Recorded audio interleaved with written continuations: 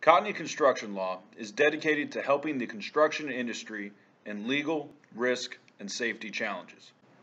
Welcome to this week's Law and Mortar with John Kenny and Trent Cottony. Hey, I'd like to welcome everybody to another episode of Law and Mortar. I am Trent Cottony, CEO of Cottony Construction Law, and as always, we've got John Kenny, CEO of Cottony Consulting Group. John, how are you doing, man? Doing great. It's Friday, end of the week. I hope everybody else is doing good out there as well. Yep, been a long week, but hey, man, we've got a lot of great things to talk about this week. One of the things that have been coming up a lot, at least on my end with legal, is the Paycheck Protection Program. And recently, the IRS reaffirmed that if you receive forgiveness on a PPP loan, that you cannot use those expenses as typical expenses that you would use for tax purposes.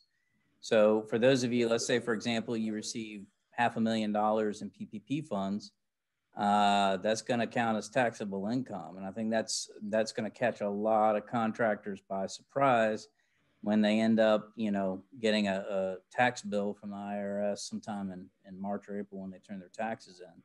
So, John, as contractors are winding up this year, you've served in position as COO and in other, vice president type capacities. What would you recommend that contractors do to kind of shore up, their business for purposes of year-end taxes? Well, I mean, now's a good time if you have the cash and there's any assets that you want to purchase.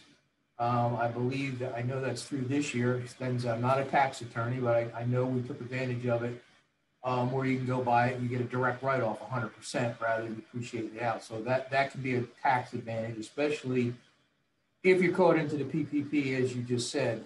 That's going to be a huge, it's unearned income almost. That's how you got to look at it. Add that onto your top line, your bottom line, you're going to pay taxes on it. It's going to funnel through. You do that. Again, make sure that you've got everything expended out correctly. Go back and double check. You don't have all your expenses logged in, especially not everyone has their own in-house accounting and has, their own, top does their own books. They use outside services. Just take the time to double check it. This is a good month to run an audit through everything that you've done so far and make sure you've accounted for all your expenses and everything is in the right columns so that you don't get hit with undue taxes. Absolutely. It's the next few weeks are absolutely critical to make sure that, you've prepaid for stuff if you need to. You've really thought about your year-end accounting because it can be the difference in thousands of dollars in taxes. You have to understand what your potential liability is now rather than after January 1 when you're already liable for it. Yeah. John, now that we're getting into sort of the winter months, we're starting to see a lot of colder weather. We actually had cold weather here for us in Florida, this week, but definitely up north in the Northeast, in Chicago, parts of the Northwest. We started to see some really cold weather and some increased snow. One of the things, I was talking to our OSHA group earlier, and we're always very mindful of safety-related injuries like frostbite or, possible slips or things like that might happen because of ice. But, you worked up in New Jersey, and obviously there's cold weather up there. What did you experience, and what would be some, real-world recommendations for contractors? Yeah, in the wintertime, if you're working and the temperatures are well below 32, you got to look out for wind chill. Wind chill doesn't affect the roofing as much as it affects the human body. So you got to watch out for frostbite. Frostbite doesn't take a long time on exposed extremities to add up to freeze your skin, and you end up with some major hospitalizations out of that. You can also, I've seen frostbite on the toes. That's very common. You also want to be careful with slips and falls, ice, hidden ice, snow on top of roofs where you have a pile, ice puddle underneath it, frost even, just plain frost, especially on single plies, TPO, PVC. If you got a little bit of a pitch on that roof and you hit that, it's like an ice skating rink. So again, you got to be real, cognizant of that. And another thing too, as simple as it sounds, is, you're wearing your PPP, your goggles, and you're wearing your eye protection. Get some anti-fog spray for it. That's meant for that type of plastic that they're made out of. because you can fog up real easy. You walk out of a roof, off a ladder, out of an interior hatch, whatever the deal may be, you're on the roof and the temperature changes, all of a sudden your glasses are completely fogged up and you can't see. So those are just things to take into consideration. Yeah, and for those of you that are, in these cold environments that continue to do work, I know a lot of contractors have basically shut down during the winter because the conditions are too bad. But if you're doing work throughout the winter, one of the things that's almost a certainty that the colder it is, the longer it's going to take you to get stuff done. And it just ends up being that way, whether it's trudging through snow or just, getting stuff to start, even getting your equipment to start up sometimes is difficult. So, take that into account when you're dealing with scheduling, especially for fast track type jobs in cold environments. It can be a big problem, and you don't really anticipate the little delays that will happen as a result of freezing or sub-zero temperatures, as well as snow accumulation. Getting your project free of snow so you get access can take 30 minutes to an hour just doing that. So definitely take that into account. John, I kind of want to turn now to we're starting to see more and more COVID-19 shutdowns. California recently, just this week, came out with some pretty draconian stay-at-home rules. And so far, construction hasn't necessarily been affected. But, I know in working with consulting, you have the access to a lot of our statistics and data that we look at. What are you seeing from, your end, working with our statistician on, trends as far as COVID-19, not just now, but looking into, January and February? Yeah, the trends are, they're pretty close to what you're seeing on the television. They're rising. They're rising quickly. I can tell you in the last 3 weeks of the different contractors that I've talked to, they are now all facing more COVID cases with their crews in admin positions, not catching them through the workplace, but because a family member or somebody came into their house and exposed them. So they're dealing more and more with COVID than I've seen in the past. So other things, and some of the things we pulled up statistically, work at home, you said about the rules and that. So when about 80% of businesses nationwide in these areas sent their people home during the first lockdown, and then it peaked up a little bit. People started coming back to work. Well, even just before the lockdowns that we just recently are starting to get, people with the fear of the COVID cases rising, it's actually dropped down where there's only about 17% of the workforce in admin in these areas, in the high COVID areas, that are still going into their office buildings and back to work. So we're seeing more and more at home. On a financial statistics, I can tell you the Southeast has fended fairly well through all of this with backlog and workload. Northeast, it's up or down depending on the contractor. I know the Midwest is starting to feel the pains in the fourth quarter of workload.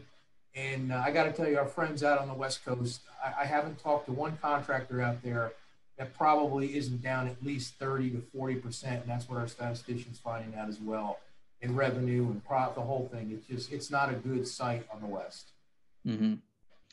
Yeah, that's a good point. I anticipate that COVID-19 is here to stay at least through second, third quarter next year. It's going to be a while before enough people have vaccines to where it's not going to be the same kind of issue. So, dig in is the advice. Yeah. I mean, the experts are saying June. They're saying it won't be available to the general public at a rate where you can go get a vaccine if you want one until probably June. So it'll have to hit the general population there. This is just what we're hearing between March and June. But if you really want to be able to say, I want to get a vaccine, it'll be June before you could freely just go get one. If everything stays on track. Well, John, with the time we've got left, we've got a bunch of questions that our listeners have given us, and I want to at least ask one and get one out every time that we have an episode. So the question that I've got here is, I'm looking to get into roofing. What type of work do you think I should do as I get started? And do you have any tips that they can take with them for purposes of building their business? So from my perspective, if you are brand new to the business, you don't have it in your background, you don't have it in your roots, start easy and build up. Okay. My recommendation would be start residential, learn, find a good mentor, find someone that's got experience that understands how to get through things, that has kind of been there and done that, because it's what you don't know that ends up hurting you from a risk mitigation standpoint. Take it slow, learn while you're on the job. And that's part of the thing. If you have absolutely no experience whatsoever and you're just getting into it, you might have, come from a different trade, or, you may be looking to work with other people. Definitely take it slow so that you don't get too far ahead of yourself. John, what would you say in response to that question? Yeah, I would say statistically and through my experience, the majority of startup companies start out on the residential side and develop themselves. And usually where the first big hurdle hits is when they go commercial. They're not ready for it and run into a lot of problems, just, between technical and the amount of cash reserves it takes to run the business with payment structure. But there's also a good portion of people that have been roofing, have the experience, and decide to go out on their own business and start out in commercial. So if you're, depending on which side you're on, if you start out in commercial, for sure, I can tell you it is very beneficial new construction and general contracting work, and start out with repairs and re-roofs and work your way up, because you'll have better control of your cash flow, you'll have better control of your workforce, you'll have better control over your business. So those are the main items that and ask for help. Don't be afraid. Get involved in organizations. Talk to people. Go for professionals. Talk to people. Get some advice, and have them work along with you.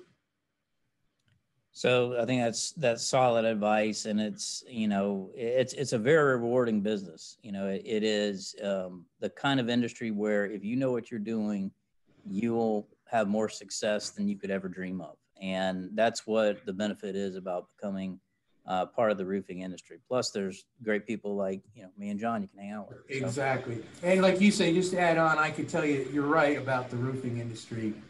It is the height of capitalism in free market. You can be as free as you can. Roofing is a high-risk business. There's no doubt about it. But it's also, if you run it properly, it is a very high-rewarding business. So in the risk-reward, which if anybody reads any kind of business book whatsoever, they always talk about risk reward. Roofing is a good reward on your risk, provided you run it correctly in a smart scope of work that you bring in. So Chris, I'd like to thank you for that question. I summarized your question here. I will reach out independently and answer the rest of your questions. For those of you that have other questions out there, feel free to send them to us. Like I said, we'll try to answer at least one an episode. As always, we appreciate you guys, and stay tuned next week for another episode of Law and Mortar. Thank you. Have a good one. See you next time.